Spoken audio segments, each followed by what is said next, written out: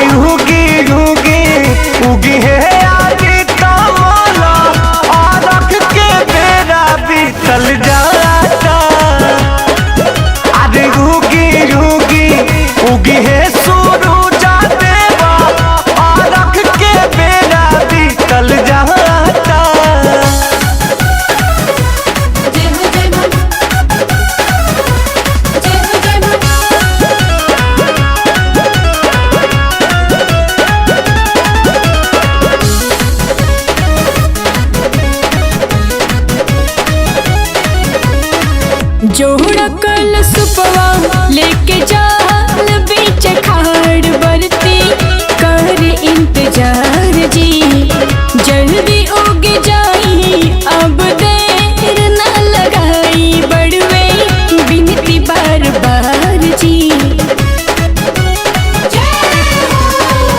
जोड़ा कल सुपवा लेके जाल बीच खाड़ बरती कर इंतजार जी, जल्दी उग जाई अब देर न लगाई बड़वे बिनती बार बार जी। मट शीतल पोखरवा के पनिया जी, कापे थर थर ई सौंसे बदनिया जी। दर्शन खाती मन छपटाता, अरे रूगी रूगी उगिए आदि तमला, आरख के बेड़ा बीतल जाता।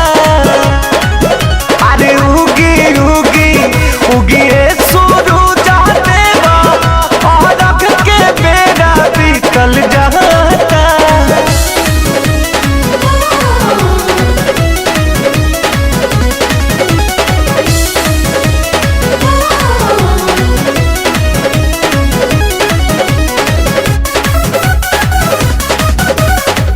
हाथ जोड़िया कहने आराज बड़ुए ध्यान दी बतिया विशेष पर, जगत के स्वामी दया तनी का दिखाई आशीष मंज मित्र देश पर।